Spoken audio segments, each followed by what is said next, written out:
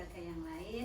Pertama, marilah kita panjatkan puji syukur kehadirat Allah SWT yang telah memberikan nikmatnya, rahmatnya kepada kita sekalian, sehingga pada kesempatan yang berbahagia ini kita dapat berkumpul, bersilaturahmi, serta belajar bersama dalam keadaan sehat walafiat.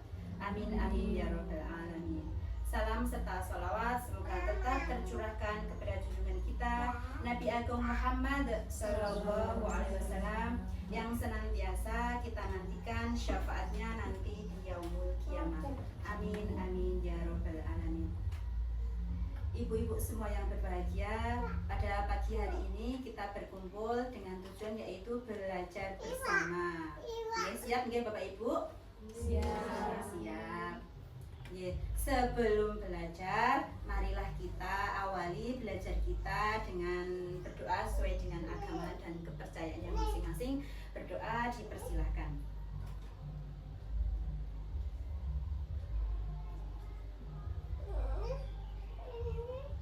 Amin amin amin ya robbal alamin. Kita berkumpul di pagi hari ini akan saya bagikan tentang diseminasi belajar saya pada CGP angkatan 11. Pada saya di kelas 113 di bagian kelas A. Sebelum saya mulai, saya nanti akan membacakan pantun, nanti tolong dijawab. Betul ya Bu? Makan serabi, minum cola. Cakep. Nonton opera sambil tertawa. Cakep. Izin berbagi ilmu penggerak. Cakep. Semoga bisa diambil makna. Cakep. Terima kasih. Kita lanjut.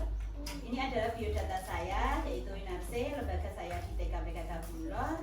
Saya sebagai calon anggota penggerak angkatan 11. Jadi ini proses belajar saya. Ngeten nggih? Di kelas 113A dari Kabupaten Ponorogo. Ini adalah profil dari Bapak fasilitator saya, yaitu Bapak Muhammad Khairul, dan Ibu pengajar praktik saya, yaitu Ibu Tutik Nurwanti Akson.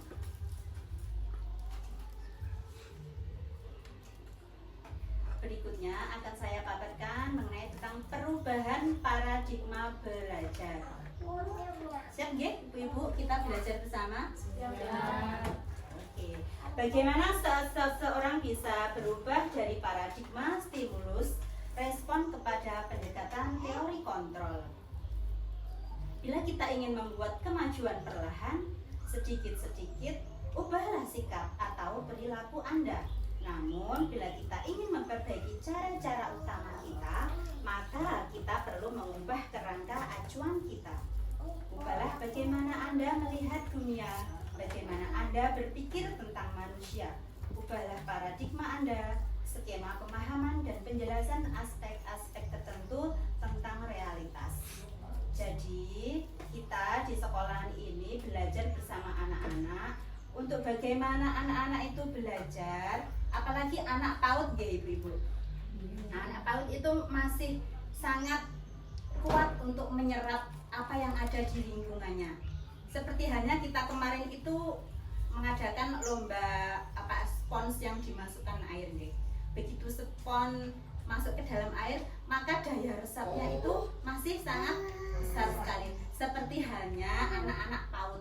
Jadi apa yang disaksikan di setiap hari di sekolahan maupun di rumah itu sangat kuat daya resapnya. Apa yang disaksikan, apa yang didengar, apa yang dilihat itu sangat kuat untuk direkam. Seperti halnya misal ada anak kita yang mendengarkan mungkin, mohon maaf, ada kata-kata yang mungkin kurang bagus atau musuh misalnya di lingkungan kita nih. Kadang anak itu tidak ngerti apa itu artinya. Nah, kita yang sebagai orang dewasa yang mengarahkan bahwa kata-kata tersebut itu tidak baik, dan kita sebagai orang dewasa yang ada di lingkungan anak-anak seharusnya memberikan contoh yang baik. Maka dari itu kita sebagai pendidik di sekolahan dengan wali murid itu bekerja bersama-sama, berkolaborasi demi kemajuan anak-anak, demi perkembangan anak-anak kita. Siap nggih, Ibu? Siap. Seperti halnya setiap hari kita di sekolah, misal kita ada kekurangan apa, monggo dari ibu-ibu nanti juga memberikan masukan. biar jargon kita ini bisa kita laksanakan dengan sebaik mungkin. Anak hebat, apa kemarin Ibu? Orang tua terlibat, gurunya pun akan jadi semangat. Karena apa yang kita lakukan di sekolah itu didukung oleh orang tuanya saat di rumah.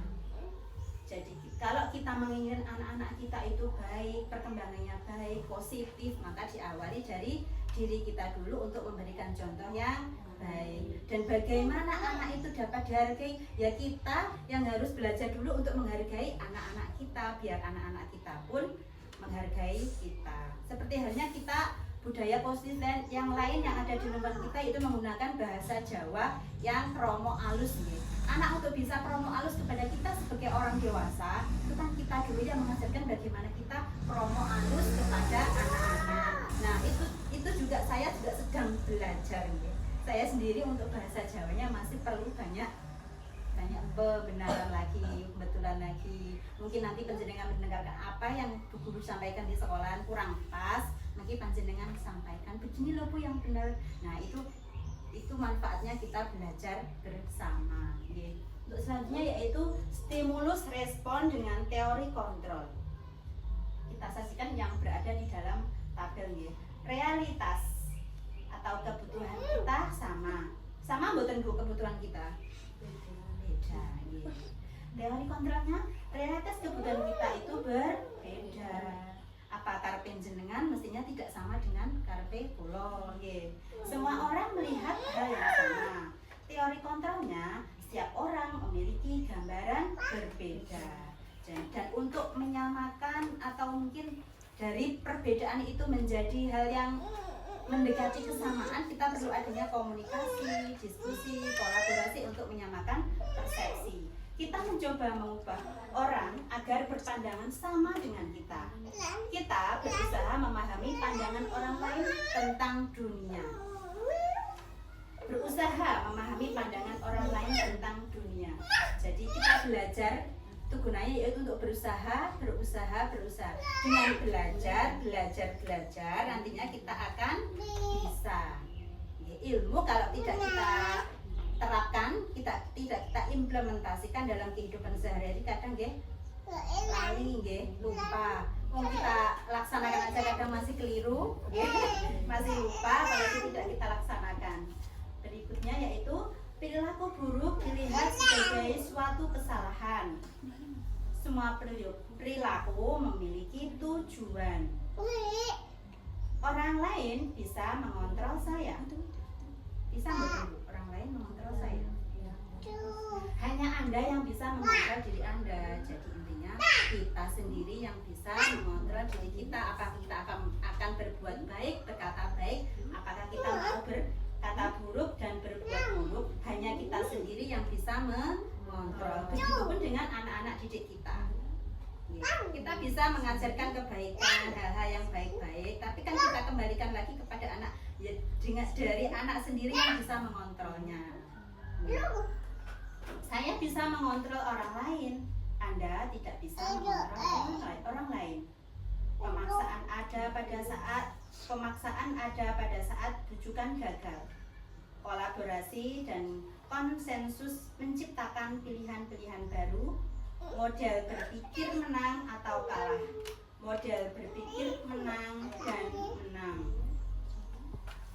Untuk yang ke arah yang positif, ya kalahnya kita jadikan ke menang, positif dan positif.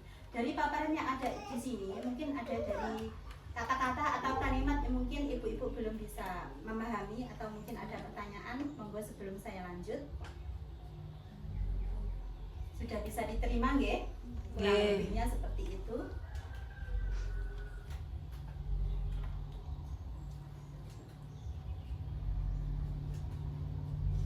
Disiplin positif dan nilai-nilai kebajikan universal. Disiplin positif memiliki tujuan menanamkan motivasi atau semangat diri pada murid kita. Yang dimaksud dengan disiplin positif ini ibu-ibu sudah bisa memahami ya? Disiplin positif. Jadi yang namanya disiplin yaitu seperti halnya setiap pagi nggih, anak-anak bangun jam berapa, terus berangkat sekolah jam berapa, masuknya jam berapa, terus apa saja yang dilakukan ketika sebelum berangkat sekolah, sampai di sekolah itu harus ngapain, termasuk kan disiplin nggih. Disiplin positif, kebiasaan-kebiasaan baik yang dilakukan anak setiap hari itu kan pasti memiliki tujuan untuk menanamkan motivasi semangatnya anak dalam belajar, dalam menjalani kehidupannya sehari-hari untuk menyongsong kesiapan belajar anak pada jenjang berikutnya, untuk menjadi orang yang mereka inginkan dan menghargai diri sendiri dengan nilai-nilai yang mereka percaya. Nah, untuk bisa percaya, anak-anak ini juga membutuhkan dukungan dan pemahaman dari kita sebagai orang dewasa yang ada di sekitarnya. Nilai-nilai kebajikan universal berarti nilai-nilai kebajikan yang disepakati bersama, lepas dari suku, bangsa, agama, bahasa maupun latar belakangnya. Nilai-nilai ini merupakan payung besar dari sikap dan perilaku kita. Nilai kebajikan universal itu kebajikan yang sifatnya yaitu menyeluruh. Dan kita sebagai orang-orang yang mempunyai adat dan kebiasaan, mempunyai suku Jawa yang mengajarkan toto kromo dengan kesehariannya yang positif, untuk selanjutnya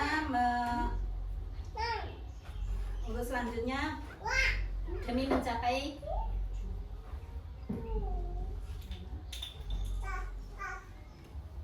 kehidupan berbangsa dan bernegara dengan yang lebih baik.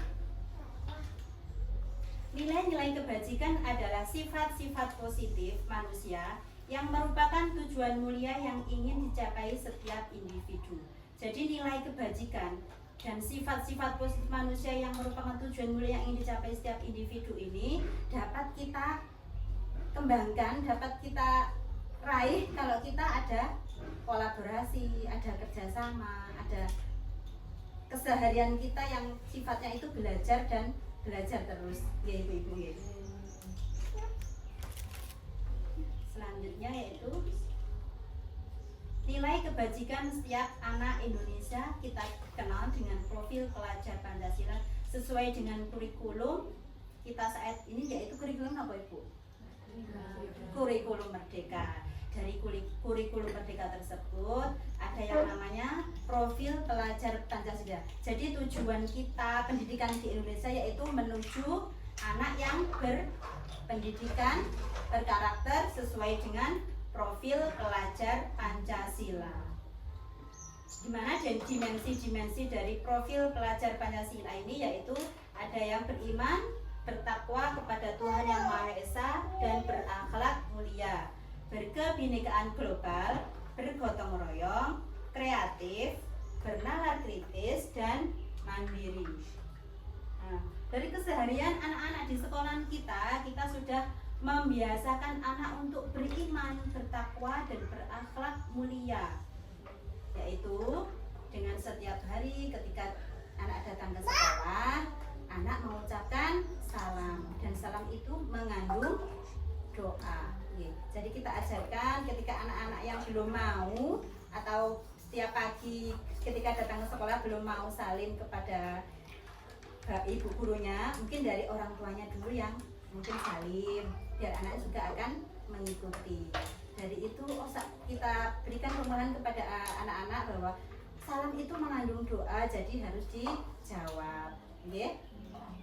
Nah, selain itu, selain pembiasaan kita setiap datang ke sekolah mengucapkan salam kepada guru dan teman-temannya, di sekolah juga diajarkan setiap hari untuk melaksanakan sholat, di mana sholat 5 waktu itu adalah sebagai kewajiban kita sebagai orang Islam. Di hari Senin sampai Kamis kita ajarkan anak untuk melaksanakan sholat zuhur sebelum anak-anak pulang sekolah. Dan setiap hari Jumat pagi kita juga ajak anak-anak untuk melaksanakan sholat duha berjamaah di masjid juga. Selain itu, dalam dimensi mandiri, anak-anak kita ajak untuk merapikan bukunya, alat main, alat belajar, dan juga memakai sepatu sendiri. Di sekolah, di rumah biasanya nopo ibu yang kegiatan yang mengajarkan anak untuk mandiri gitu.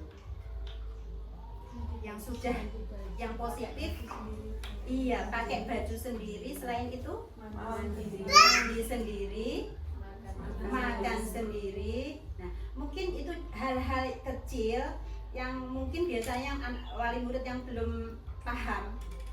Kalau masih TK itu biasanya masih dibantu, dipakai baju, dimandikan, didulang. Nah, dengan membiasakan anak untuk mandiri, maka tangan anak pun akan terampil dan akhirnya akan bisa mandiri, ya Ibu ya. Jadi penting bagi kita untuk percaya bahwa pada anak kita bahwa anak kita itu bisa untuk melakukan apa-apa secara mandiri. Jadi kita harus mensupport, mendukung dan memfasilitasi anak-anak kita untuk mandiri. Berikutnya yaitu ketika anak-anak di sekolah sebelum memasuki kelas, anak-anak kita ajak untuk senam. Nah, untuk senam, berolahraga, untuk bergerak juga sendiri tanpa dipegangi gurunya ataupun wali muridnya. Bagi anak yang mungkin masih baru atau masih kelompok bermain atau di TKA, biasanya masih malu-malu, belum mau gerak. Nah, kalau sudah nanti mungkin berjalan seminggu atau 2 minggu, ngerti temannya sudah bisa gerak, insya Allah akan mengikuti juga, bisa bergerak sendiri. Terus juga kita tanamkan juga setiap 1 minggu sekali atau 2 minggu sekali kita ajak anak-anak untuk berkeliling, mengelilingi lingkungan belajarnya anak di sekeliling sekolahan sambil melihat apa yang ada di sekeliling kita, apakah seperti halnya tumbuhan, tanaman, pohon itu siapa yang menciptakan, terus mungkin apa yang seperti rumah itu siapa yang membuat, mana benda-benda ciptaan Allah, mana benda-benda yang dibuat oleh manusia. Jadi membedakan apa yang ada di sekitarnya anak itu juga termasuk kita beriman kepada Tuhan yang Maha Esa.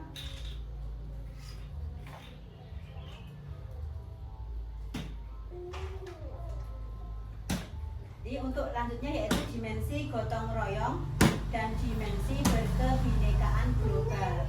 Gotong royong sebelum kita melaksanakan pawai atau kegiatan-kegiatan lain yang sifatnya kita itu kebersamaan, seperti nanti di tanggal 27 kita akan mengadakan pawai. Kita itu namanya bergotong royong, mulai dari menghias mobil, mulai dari mungkin make up-nya anak, kita menjalin komunikasi, berkolaborasi bagaimana nanti mobil hiasnya itu menjadi bagus. Itu sudah termasuk dimensi gotong royong dan itu akan diikuti oleh anak-anak kita juga. Oh, ibu kita, bapak kita juga melaksanakan kegiatan gotong royong bersama-sama. Selain itu kita juga ada gotong royong di sekolah, yaitu kita melaksanakan kegiatan kerja bakti membersihkan lingkungan sekolah. Terus sebelum kita mengadakan kegiatan-kegiatan yang sifatnya di luar sekolahan, kita adakan musyawarah dulu, berbagi tugas. Nanti kira-kira ini bagiannya apa, biar kegiatan kita selanjutnya berjalan dengan lancar. Selain itu, untuk berkebinekaan global, kita biasanya ada info dari sekolahan, besok anak-anak memakai baju ini, baju itu gitu. Untuk mengenalkan anak bahwa kita itu walaupun berbeda-beda, namun kita tetap satu bahasa, satu bangsa Indonesia. Dari berbagai suku adat yang ada di Indonesia itu tetap kita itu adalah negara Indonesia. Jadi baju adat yang dipakai anak-anak itu kita juga bisa mengajarkan tentang berkebinekaan, Mungkin nanti waktu pawai anak-anak ada yang berbaju adat dari Bali, dari suku Jawa, suku dari Sumatera, gitu. Dari situ anak-anak sudah juga belajar tentang berkebinekaan global.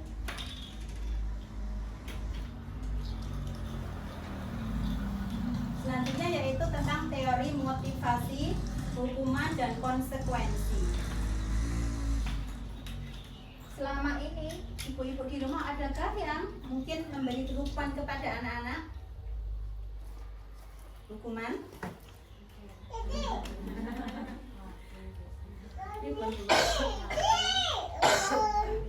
Oh, main main HP, terus karena kelamaan bermain HP akhirnya dikasih hukuman apa, ngoten nggih. Nah, sebelum anak-anak bermain HP itu sudah ada penjelasan belum Bu? Kesepakatan dengan anak bahwa anak hanya boleh kamu boleh main HP tapi sekian jam, ngoten. Sudah ada apa belum Bu? Sudah ada. Terus sebelum dikasih hukuman, anak-anak dikasih peringatan mboten? Sudah dikasih peringatan tapi tasik mboten gatek nih. Jadi dikasih hukuman. Nggih. Teori motivasi yaitu ada 3. 1 untuk menghindari ketidaknyamanan atau hukuman. Yang kedua untuk mendapatkan imbalan atau penghargaan dari orang lain. Yang ketiga untuk menjadi orang yang mereka inginkan dan menghargai diri sendiri dengan nilai-nilai yang mereka percaya. Hukuman bersifat tidak terencana. Direncanakan mboten Bu? Murid tidak tahu apa yang akan terjadi jika dilibatkan satu arah dari pihak guru yang memberikan dan murid menerima suatu hukuman tanpa melalui suatu kesepakatan atau pengarahan dari pihak guru, baik sebelum atau sesudahnya. Hukuman berupa fisik maupun psikis. Murid disakiti oleh suatu perbuatan atau kata-kata. Konsekuensi sudah terencana atau sudah disepakati oleh murid dan guru. Konsekuensi dibuat oleh pihak guru dan murid sudah mengetahui sebelumnya. Konsekuensi yang akan diterima bila ada pelanggaran pada konsekuensi. Murid tetap dibuat tidak nyaman untuk jangka waktu pendek. Konsekuensi biasanya diberikan berdasarkan suatu data yang umumnya dapat diukur. Sikap guru di sini senantiasa memonitor murid. Jadi antara hukuman yang ada di atas dan konsekuensi yang ada di bawah itu baiknya kita lakukan yang mana Bapak Ibu? Yang konsekuensi apa yang hukuman? Nah, seharusnya kita yang konsekuensi. Jadi kita membentuk kesepakatan.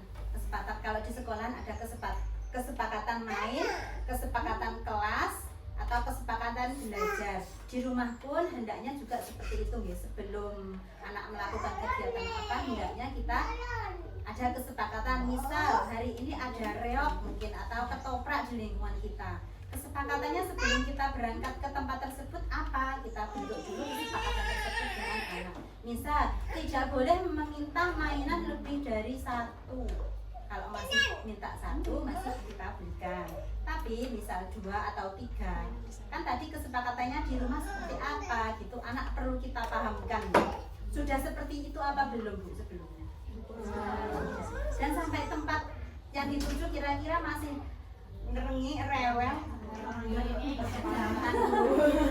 berarti masih belum berhasil ya kesepakatannya. Nah, bagaimana untuk kedepannya agar anak kita itu berhasil dalam membuat kesepakatan bersama orang tuanya? Perlu kita evaluasi. Sama Bu, di sekolah juga gitu, kita dengan Bu Guru, dengan anak-anak juga gitu. Sebagian anak ada yang sudah memahami kesepakatan yang telah dibuat bersama anak, tapi sebagian juga masih belum, karena memang anak-anak kita itu semuanya berbeda, tidak bisa kita perlakukan sama. Dan memang kalau kita memang belum berhasil ya kita coba lagi untuk besoknya, coba lagi dan coba lagi. Insya Allah dengan kesabaran, keikhlasan kita setiap hari membuat kesepakatan main, kesepakatan belajar, insya Allah nanti akan tertata. Selanjutnya yaitu dihukum oleh penghargaan. Sudahkah di rumah dan di sekolah anak-anak dihukum oleh penghargaan? Penghargaan kok dihukum sih Bu? Saat kita berulang kali menjanjikan hadiah kepada anak, adakah yang sudah melaksanakan itu? Ada. Saat kita berulang kali menjanjikan hadiah kepada anak-anak agar berperilaku bertanggung jawab, atau kepada seorang murid agar mempelajari sesuatu yang baru, atau kepada seorang karyawan agar melakukan pekerjaan yang berkualitas, kita sedang berasumsi mereka tidak dapat melakukannya atau mereka tidak akan memilih untuk melakukannya, yaitu dari Al-Fiqhon. Kita sebagai orang guru di sekolahan, orang tua sebagai orang tuanya anak-anak di rumah, dan karyawan kepada bosnya, itu kan saat kita berulang kali menjanjikan hadiah kepada anak-anak agar berperilaku bertanggung jawab, atau kepada seorang murid agar mempelajari sesuatu yang baru, atau kepada seorang karyawan agar melakukan pekerjaan yang berkualitas, kita sedang berasumsi mereka tidak dapat melakukannya atau mereka tidak akan memilih untuk melakukannya. Jadi dari sifat penghargaan yang diharap-harapkan itu, sifatnya yaitu tidak efektif yang pertama ya. Yang kedua itu merusak hubungan. Ketika bekerja, ketika tidak mendapatkan hadiah atau penghargaan, maka pekerjaannya malah sak karpe dhewe nggih karena tidak ada yang diharapkan. Yang ketiga, mengurangi ketepatan. Yang keempat, menurunkan kualitas, mematikan kreativitas. Yang keenam, menghukum. Dan yang ketujuh, motivasi dari dalam diri atau intrinsik, yaitu menjadi lemah. Kita itu bekerja setiap hari, mulai dari bangun tidur, mulai masak, mencuci, bersih-bersih rumah, ngurus anak. Itu sebenarnya kita itu mengharapkan hadiah, penghargaan atau apa, Bu? Ikhlas, secara memang ya ikhlas. Kita niatkan ibadah, memang itu adalah tugas dan tanggung jawab kita.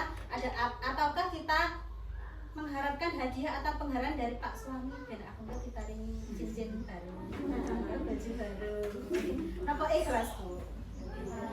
Alhamdulillah. Dengan keikhlasan tersebut, maka motivasi intrinsik yang ada pada kita itu sudah terbentuk. Nah, bagaimana anak-anak kita itu setiap hari juga bisa melakukan semuanya itu dengan ikhlas, dengan tanpa harus ibu ngomong, iya mongko lek belajar atau apa yang baik nanti tak berikan hadiah ini atau berikan makan ini, kan sifatnya tidak baik. Kalau selama ini masih seperti itu, monggo kita belajar untuk merubah, untuk memotivasi anak kita untuk bisa ikhlas melakukan apa yang dilakukan anak-anak kita itu setiap hari, nggih.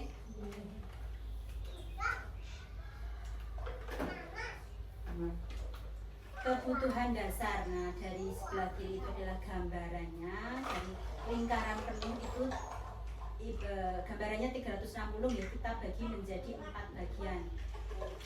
Bagian yang pertama yaitu gambarnya apa, Bu Niku? Happy, belonging, power, fun, dan freedom. Seluruh tindakan manusia memiliki tujuan tertentu, yakni usaha terbaik untuk mendapatkan apa yang kita inginkan. Ketika mendapatkan apa yang diinginkan, sebetulnya saat itu sedang memenuhi satu atau lebih dari satu kebutuhan dasar. Ketika seorang melakukan suatu perbuatan yang bertentangan dengan nilai-nilai kebajikan atau melanggar peraturan, hal itu sebenarnya dikarenakan mereka gagal memenuhi kebutuhan dasar mereka. Kebutuhan dasar diantaranya yaitu bertahan hidup. Seseorang untuk bertahan hidup itu membutuhkan apa? Apa, Bu? Makanan. Untuk bertahan hidup kita membutuhkan makan. Kalau nggak makan kita hidup betul. Nah, untuk bisa bersemangat. Kadang kalau kita lagi capek, sakit, semangat membutuhkan maaf ya, Bu. Nah, seharusnya walaupun kita keadaan lelah, banyak pikiran, sedang sakit, mau tidak mau harus dipaksa untuk makan, karena makan adalah salah satu kebutuhan untuk bertahan hidup. Kasih sayang dan rasa diterima. Ibu membutuhkan kasih sayang atau betul? Merasa diterima di lingkungan.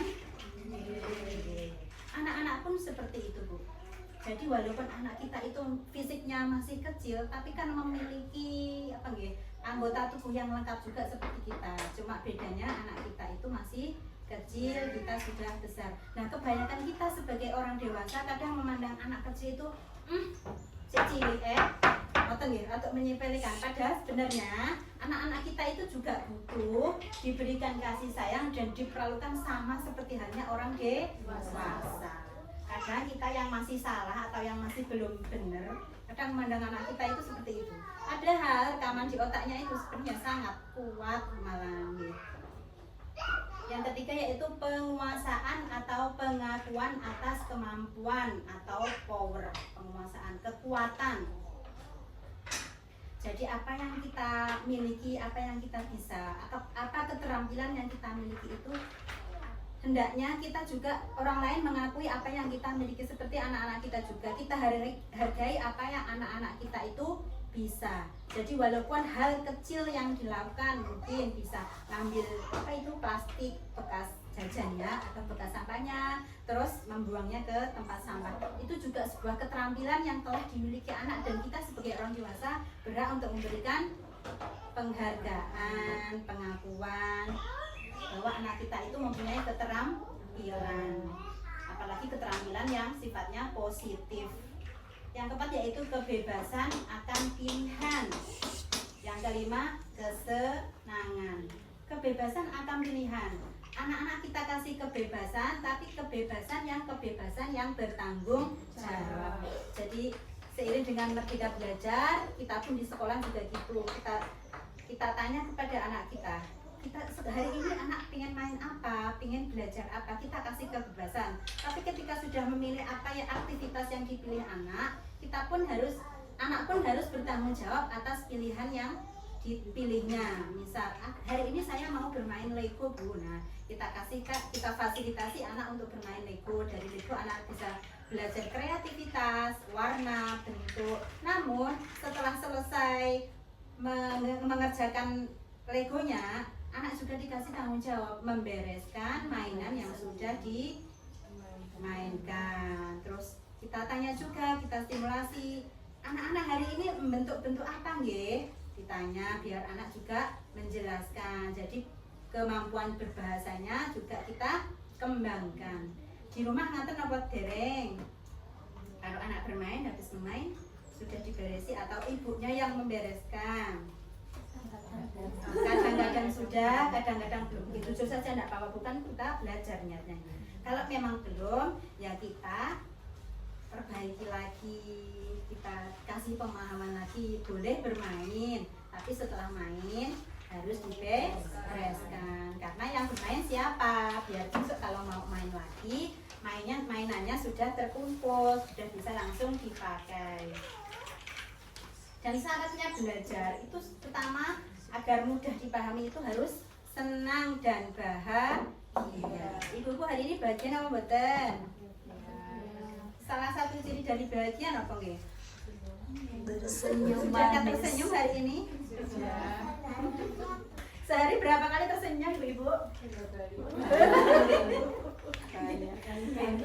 Selain itu, tersenyum itu juga merangsang apa nih, hormon bahagia yang ada di otak kita. Jadi tersenyum adalah cara yang paling sederhana untuk merangsang hormon bahagia yang ada di tubuh kita.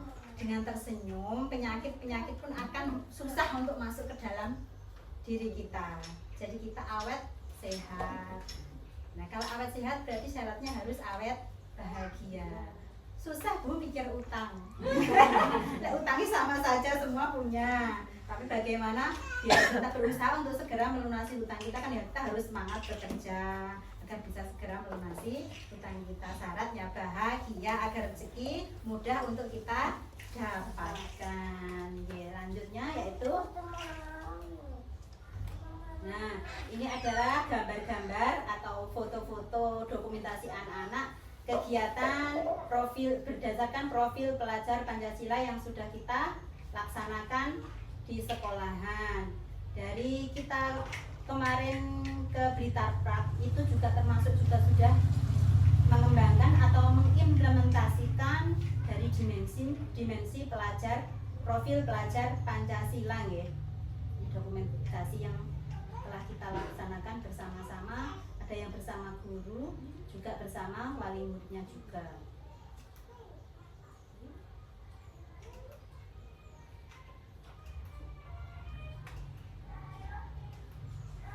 Selanjutnya yaitu pemaparan tentang keyakinan kelas. Pada keyakinan seseorang akan lebih memotivasi seseorang dari dalam. Seseorang akan lebih tergerak dan bersemangat untuk menjalankan keyakinannya daripada hanya sekedar mengikuti serangkaian peraturan tertulis tanpa makna. Kalau kita berikan kesepakatan yang tertulis ke bagian anak-anak yang belum bisa membaca, itu ya agak kesusahan ya. Jadi kita berikan dalam bentuk lisan dan mungkin gambar yang bisa diterima anak. Kalau anak di kelompok B sebagian sudah ada yang bisa membaca, bisa kita berikan dengan kalimat tertulis. Tapi bagi anak-anak yang belum bisa membaca, kita berikan secara lisan, kita komunikasikan dan disertai dengan gambar-gambar. Pembentukan keyakinan kelas.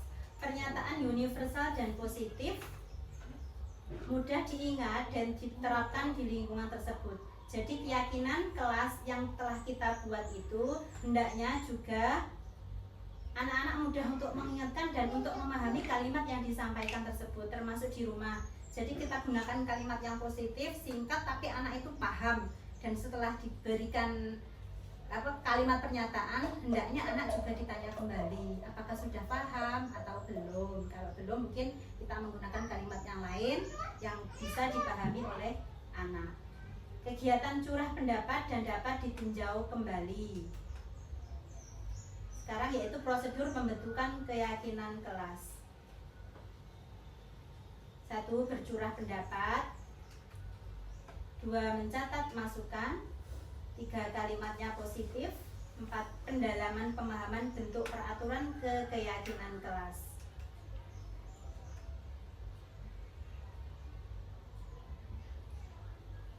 Yang kelima, 3-7 itu prinsip. Yang keenam, disetujui dan ditandatangani. Yang ketujuh, ditempel pada tempat yang strategis. Nah, ini adalah trik Bu ya.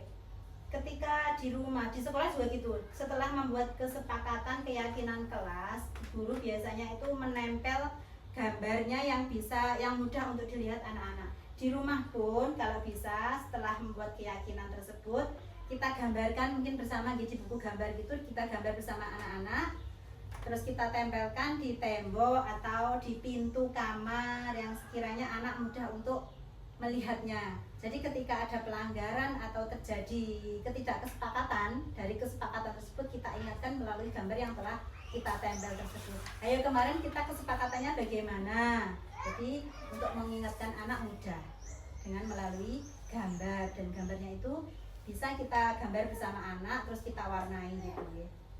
Sudah dilaksanakan apa belum seperti itu di rumah? Nah itu mungkin nanti bisa dicoba di rumah sambil nanti mungkin habis maghrib atau habis isya, waktu mendampingi anak belajar bersama di rumah kita gambar seperti itu. Misalnya besok pagi ayo kita membuat keyakinan bersama apa, bangunnya jam sekian, terus kita gambarkan mungkin apa tempat tidur, apa bagaimana, terus kita warnai bersama. Jadi membangun kedekatan antara ibu atau ayah dengan anak di rumah.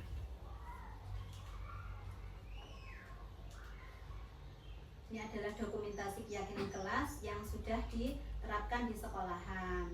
Jadi dari gambar yang telah dibuat kesepakatan itu kita tempelkan di papan tulis, lalu anak-anak menandatangani atau memberikan jarinya. Karena anak-anak belum bisa tanda tangan, maka bisa jadi dari telapak tangannya dikasih warna atau pasta warna terus ditempelkan, atau bisa jadi dari jempolnya atau salah satu jarinya itu di taringnya stempet, habis itu ditempelkan di keyakinan. Jadi ini adalah kontrak kerjasama kita di rumah. Kalau bisa juga seperti itu, biar membentuk keseruan antara orang tua dan anak. Jadi jangan ada kecanggungan antara orang tua dengan anak gitu, karena kita itu di rumah kan sahabatnya anak, apalagi anak-anak nanti kalau sudah mendekati usia habis dari SD ke SMP. Kita sebagai orang tua harus menjadi, mau tidak mau kita sebagai orang tua harus menjadi temannya anak kita. Jadi apa yang dilakukan, kesehariannya anak-anak itu apa, kalau bisa anak itu curhatnya kepada kita sebagai orang tuanya.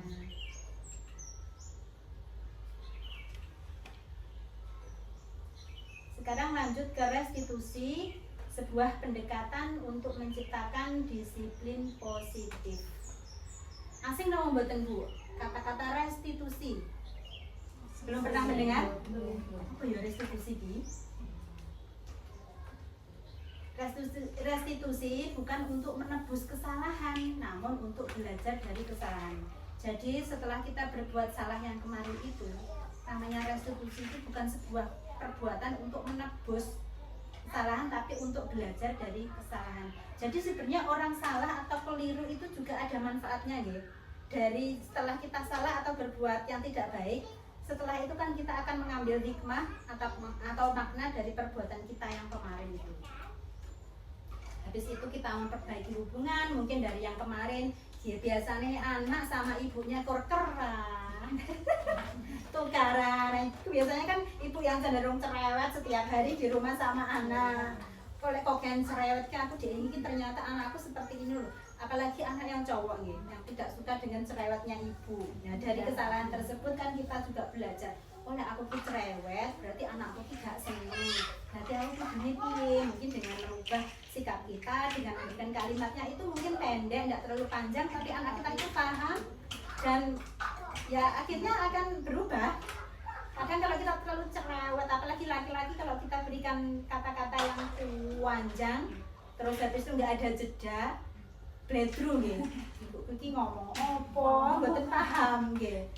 Hendaknya kita kalimatnya positif, tapi anak-anak paham. Atau setelah kita ngomong, anak ditanya paham atau belum. Nah, jadi kita juga hemat energi. Kita makan sepiring tidak habis langsung untuk cerewet kepada anak kita. Sebuah penawaran bukan paksaan, menuntut untuk melihat ke dalam diri. Jadi sebagai bahan refleksi diri kita. Seseorang itu akan bisa berubah kalau kita itu sadar. Nah, kesadarannya itu perlu kita pupuk setiap hari. Untuk mau berubah itu harus sadar dari kita yang sebelumnya berbuat mungkin belum benar. Akhirnya kita sadar, oh iya aku dek ini keliru, berarti aku kudune ngeten. Mencari kebutuhan dasar yang mendasari tindakan. Cara yang paling baik, fokus pada karakter bukan tindakan. Yang ke-8 yaitu menguatkan. 9, fokus pada solusi. Mengembalikan murid yang berbuat salah pada kelompoknya. Biasanya anak yang berbuat salah atau keliru mungkin kadang belum paham, ujung-ujung jongkrok nih kancane atau mukul, jiwit. Anak yang seperti itu biasanya terus sama lingkungan anak bermain terus diceng bu, tidak diterima. Ojo amuriku, ini nakal, nonton terusan ini. Akhirnya kan anak itu menjadi tidak diterima di kelompoknya, di komunitas anak bermain tersebut. Bagaimana anak itu agar diterima kembali, kan ya harus belajar dari kesalahan. Kalau kemarin itu belum benar ya kita arahkan. Kenapa hari ini kok anak misalnya Erna hari ini berbuat sesuatu yang teman-temannya di lingkungan belajarnya itu tidak senang. Kita sebagai orang dewasa atau gurunya tahu, kita berusaha memahamkan Erna biar bagaimana Erna diterima kembali, bisa bermain bersama teman-temannya. Jadi belajar dari kesalahan tersebut. Restitusi versus 5 posisi kontrol. Penghukuman yang pertama yaitu nada suara tinggi, bahasa tubuh, mata melotot. Pernah bu mata melotot? Pernah ngaca? Kalau aku bengoknya anak terus melotot ngaca di depan kaca gitu, kira-kira gimana? Tidak jadi marah tapi tetap, oh berarti nanti perlu dicoba. Kalau saat seperti itu kita langsung aja cari cermin dan jari menunjuk-nunjuk atau menghardik sampai biologis. Kamu memukul teman lagi, selalu memukul. Kapan kamu berhenti memukul? Sambil ngomong-ngomong sih nggak jelas. Itu baik apa enggak bu kalau kita saksikan kira-kira? Ya, sudah muarah nadanya, sambil matanya melotot, suaranya tinggi, tangannya dadak duting-duting anaknya. Nah, setelah itu kan anak menyaksikan kita yang seperti itu. Nah, anak kita kira-kira meniru mboten bu? Nah, oke. Dulu tapi bukan sekarang. Dulu itu ada yang anak itu setiap kesenggol sitik gitu jitan. Jadi kira-kira yang ada di otaknya itu rekaman yang setiap hari atau biasanya di rumah itu dicetot atau dijiwit oleh orang tuanya. Jadi ketika di sekolah kesenggol sitik atau gak benar jiwit kancane. Lah kancane sing dijiwit ya nangis kejerat. Jadi apa yang disaksikan anak itu menjadi rekaman terkuatnya dan akan menjadi karakternya. Pembuat merasa bersalah. Nada suara memelas, halus, sedih, bahasa tubuh merapat pada anak, lesu. Kamu ini bagaimana ya? Kamu sudah berjanji dengan ibu tidak akan memukul teman lagi. Kamu kenapa ya senang sekali mengecewakan ibu? Ibu benar-benar kecewa sekali. Jadi biar anak itu gimana nih? Dari ikatan batin antara kita sebagai orang dewasa dengan anak, ya kita menggunakan bahasa yang halus, yang rendah, yang bisa diterima dengan anak. Sudah dilakukan belum? Belum. Alhamdulillah. Berikutnya yaitu teman. Nada suara ramah, akrab, dan bercanda.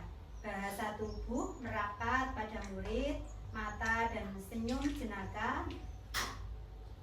Ayolah, bagaimana sih kamu? Kemarin kamu sudah janji ke ibu, bukan? Kenapa kamu memukul lagi? Sambil tertawa ringan. Jadi ditambahkan lagi, sebagai teman yang akrab dengan anak, kita hendaknya jika memperingatkan anak bahwa perbuatannya itu tidak benar atau kurang tepat, kita berusaha merangkulnya dengan senyuman tipis. Perbuatanmu itu kurang pas, begini pasnya gitu ya. Sudah dipraktekkan ya di rumah. Ditambahkan itu agar anak semakin positif. Kami pun di sekolahan juga seperti itu. Kita selalu berusaha merangkul anak agar apa yang kita berikan, apa yang kita nasihatkan kepada anak juga bisa diterima dengan baik. Kadang kalau anak itu keras memukul temannya, terus kita berikan dengan sesuatu yang keras juga, anak lebih kira-kira lebih menolak atau lebih menerima, Bu? Anak Memberontak, jotosan, ngepelaan. Terus kita kasih ini masukkan tapi dengan suara yang tinggi, terus ngata-ngatain, semakin pegel apa menerima kira-kira? Nah, semakin pegel. Nah, agar bisa diterima ya dengan dengan trik-trik itu tadi, dengan cara yang halus, mungkin bisa merangkulnya. Anak yang mempunyai kebutuhan dasar sentuhan fisik kan bisa dirangkul, dikasih kata-kata yang positif dengan senyuman-senyuman yang tipis. Yang tepat yaitu pemantau. Nada suara datar, bahasa tubuh yang formal. Guru mengatakan, tahukah kamu kalau dipukul itu sakit? Nah, ini berusaha untuk memahamkan anak. Jadi anak yang dipukul tersebut juga merasakan sakit. Jawabnya tahu, Bu. Kamu memukul teman, apakah kamu sudah mengerti konsekuensi yang harus dilakukan bila memukul teman? Paham, Bu. Akhirnya anak tersebut menjawab, saya harus minta maaf dan berjanji tidak mengulangi. Ya, benar. Sekarang minta maaf, saya mau melihat. Jadi anak berikutnya juga diajarkan untuk meminta maaf setelah berbuat salah kepada temannya. Apakah sudah dipraktekkan juga di rumah? Setelah misalnya anak berantem dengan temannya, kita arahkan agar anak untuk mau meminta maaf kepada temannya. Dan anak yang dimintai maaf pun kita dampingi untuk juga mau memaafkan. Pernah, Bu, kita itu belajar untuk ini, membantu anak yang meminta maaf. Tapi karena mungkin saking sakit hatinya habis dipukul atau disakiti, yang satunya tidak mau memaafkan. Ya, kita jadi dua-duanya kita kasih pemahaman agar ketika ada teman yang meminta maaf, teman yang lainnya juga memberikan maaf. Jadi sama-sama memaafkan. Yang kelima yaitu manajer, sebagai posisi manajer. Nada suara tulus, bahasa tubuh tidak kaku, mendekat ke murid. Ini contohnya yaitu guru. Apakah kamu mengetahui rasanya dipukul? Tahu, Bu, sakit, jawabnya. Ya, jadi bagaimana kamu akan memperbaiki masalah ini? Murid menjawab, saya tidak akan memukul teman lagi. Baik, itu bisa dilakukan. Apakah besok dilakukan lagi? Tidak, Bu, saya tidak akan memukul teman lagi. Baik, saya hargai usahamu untuk memperbaiki diri. Jadi, untuk mengetahui anak itu paham atau betul, kita ajak komunikasi biar bahasanya anak pun juga berkembang gitu. Kadang ada anak yang minta tolong kepada gurunya itu hanya diem, pukul-pukulnya. Ya, maksudnya apa? Kadang langsung diminta diomoti pensilnya. Karena belum terbiasa mengeluarkan kata-kata nih. Langsung disodorkan, terus pukul-pukul badannya guru. Ini maksudnya apa? Ayo ngomong. Di rumah ya tolong ya. Itu juga diajarkan kalau mau minta tolong atau mau sesuatu itu menggunakan bahasa. Minta tolong apa yang itu? Bu minta tolong ini diomoti atau dibukakan. Kadang minta jajan juga gitu, minta dibukakan jajan.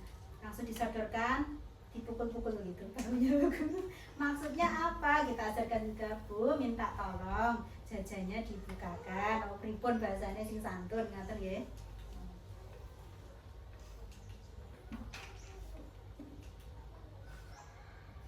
Berikut adalah ada gambaran segitiga restitusi. Sudah pernah mendengar juga Bu, ada segitiga restitusi nggih? Gambarnya segitiga. Baru kali ini atau bagaimana? Ya, baru kali ini juga. Kamu tentu punya alasan mengapa melakukan itu di bagian sisi yang sebelah kiri. Adakah rasa yang lebih efektif?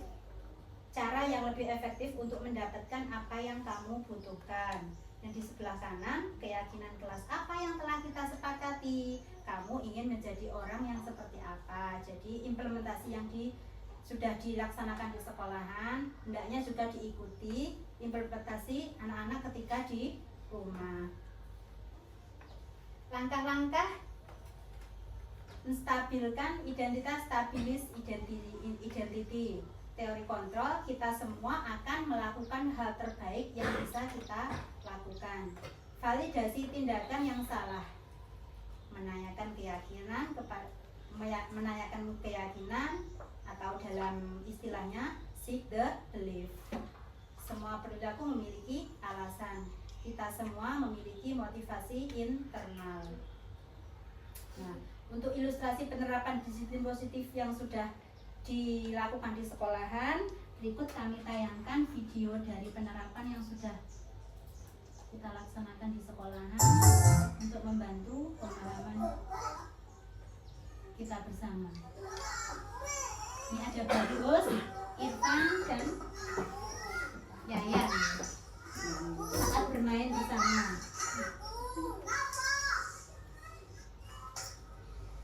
Mas Irfan, Mas Bagus, tadi apa yang kalian lakukan? Jadi kita tanyakan. Berebut mainan. Kenapa Mas Irfan kok merebut mainannya Mas Bagus? Pengen mainan itu. Mas Bagus, Mas Irfan, berebut mainan itu adalah perbuatan yang tidak baik. Mas Irfan sama Mas Bagus gak apa-apa melakukan kesalahan, tetapi bagaimana? Tidak boleh diulangi lagi. Ya. Mas Irfan apa yang bisa Mas Irfan? Apa yang bisa Mas Irfan lakukan selain merebut mainannya Mas Bagus? Kok merebut saja? Apa yang bisa? Apa Mas Bagus? Kalau Mas Bagus punya mainan terus Mas Irfannya pengen, bagaimana sikapnya seharusnya? Minta, pinjem. Gimana Mas Irfan? Tahu sih minjem dengan baik, minjem dengan baik-baik. Tidak boleh merebut. Ayo coba sekarang bilang pinjam sama Mas Bagus. Coba bilang boleh Mas Bagus kalau Mas Irfannya pinjam dengan baik-baik. Iya. Coba Mas Irfan coba bilang.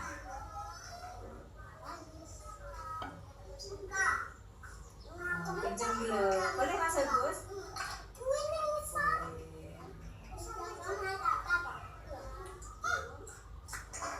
Mas Irfan, halo.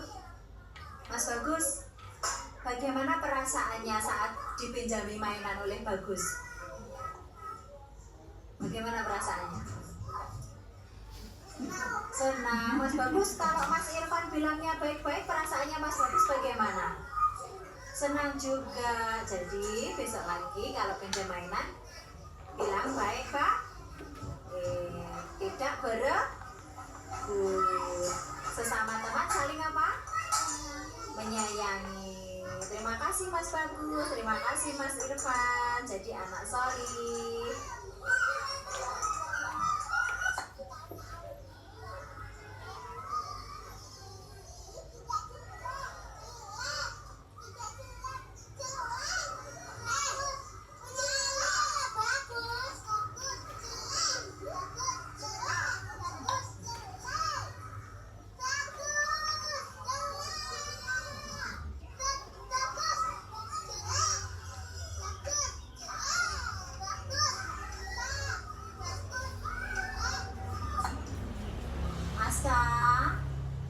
Aulia, Bu Guru tadi dengar Aska sama Aulia bertengkar.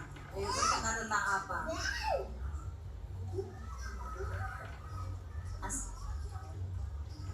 Tentang pita. Kenapa pitanya? Kenapa Aulia? Dibilang jelek. Perbuatan seperti itu bagaimana Aska? Bersalah ya, mengejek teman adalah perbuatan yang salah. Untuk loh, bukan Mbak Dinda. Itu adalah perbuatan yang salah dan jelek.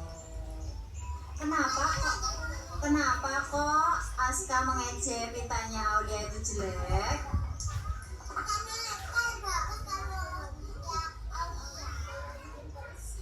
Oh, belum dibersihkan. Iya, seperti itu. Lalu bagaimana Mbak Aska bilangnya ke Mbak Aulia agar pitanya menjadi baik, tidak jelek?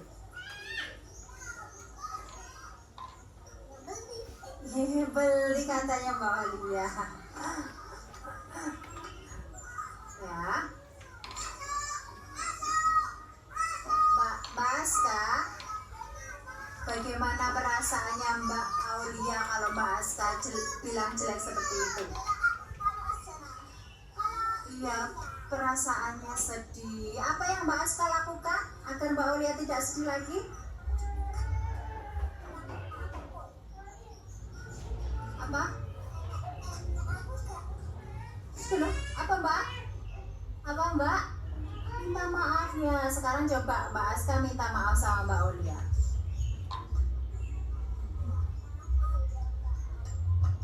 Mbak Aulia bagaimana? Memaafkan? Ya coba salaman. Berdua salaman. Saling memaafkan. Mbak Aska tadi kan sudah minta maaf sama Mbak Aulia. Bagaimana perasaan kalian? Senang. Mbak Aulia memaafkan? Memaafkan Mbak Aulia? Iya, perasaannya senang. Mbak Aska sekarang sudah lega perasaannya? Senang juga? Iya, lain kali tidak boleh saling itu adalah perbuatan yang bagaimana? Salah yang jelek. Saling menyayangi sesama teman dengan cara berteman baik-baik. Terima kasih Mbak Aska. Terima kasih Mbak Aulia sudah saling memaafkan. Ayo coba tos, berdua tos. Iya, pinter.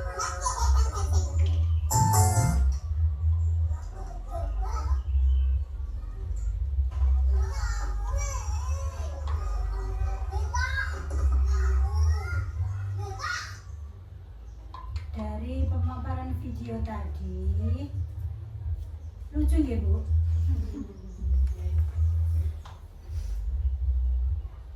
Ya itu seharian anak di sekolah, kadang itu bermainan, ada yang saling mengolokkan, terjadi sesuatu yang terjadi ketidakcocokan itu kadang juga melokis kancane atau mungkin kurang pas seperti apa, dan kita sebagai orang dewasa yang ada di sekeliling anak hendaknya gini Bu, membimbing, mengarahkan ke hal-hal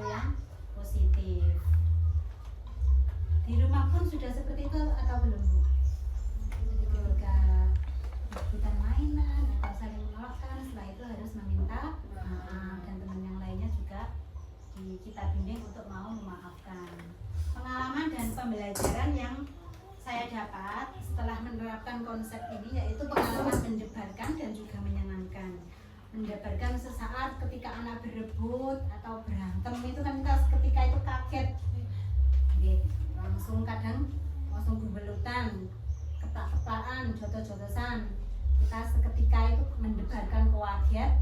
Namun setelah anak-anak itu mau memaafkan, kita ajak komunikasi baik-baik, kita akhirnya alhamdulillah merasa senang dengan apa yang dilakukan anak.